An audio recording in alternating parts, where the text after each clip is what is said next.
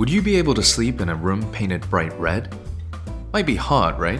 I'm on no sleep. No sleep. You don't know what it's like in there. Colors elicit emotions and have a psychological effect on people. So unless you're shooting in black and white, in which case definitely review our video on tone, this is the video for you. Because today, we're going to show you how colors can be used to create mood. But you can go beyond placing a blue tint over an entire sequence. You can determine specifically what type of blue you want. There are three factors in determining color. They are hue, which is the color itself, saturation, the intensity of the color, and brightness, how light or dark the color is.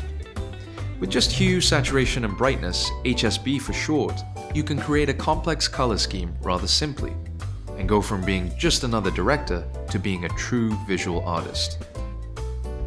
First up, hue. Some movies choose an affinity of hue, utilizing a monochromatic color scheme. Those are just fancy ways of saying that a movie is mostly one color, or neighboring colors on a color wheel, also known as analogous colors. The Matrix is a classic example of a movie that mostly uses one color. That color? Green. Why? Well, the movie takes place inside of a digital matrix, and we associate green with code. Plus, the green in the Matrix has a certain sickly quality to it, reflecting the overall state of affairs in that world. Welcome to the desert of the real. Next up is the S in HSB, saturation. This movie used a post-production process called bleach bypass, which has a deeply desaturating effect. The color is drained out of these images. It gives the world of the movie a cold, raw, gritty sort of look. It also becomes reminiscent of the faded photographs, the black and white newsreels of the period itself. It takes us back in time. The final of the three is brightness. Earlier in this series, we covered brightness in terms of a film's overall tone, but brightness can be used to affect individual colors as well. Sometimes a movie elects to use entirely bright colors, particularly movies from the Technicolor era. Back then, bright, vivid colors were a reason to see the movies alone. On the other hand, during darker scenes like this, you could almost forget that this movie was shot in color. Now let's see what it's like when one movie does both. When the destiny of a great fortune is at stake, men's greed spreads like a poison in the bloodstream.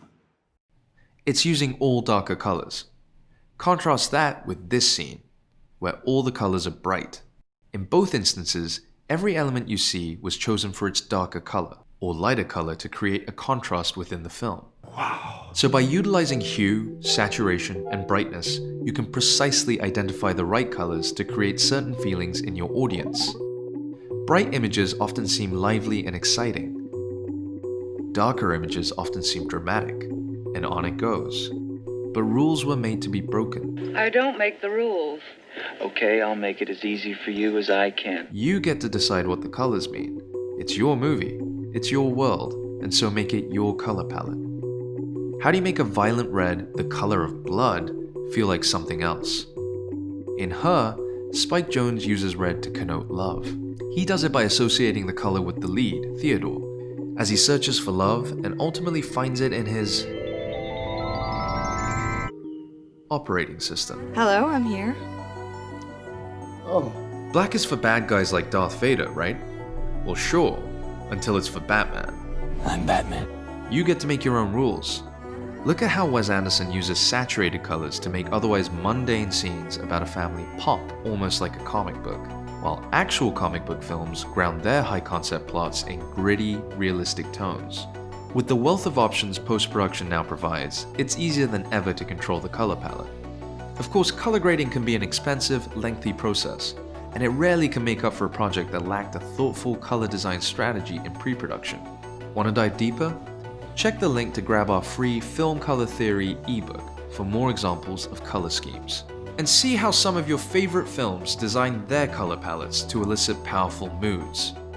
See you in the next video.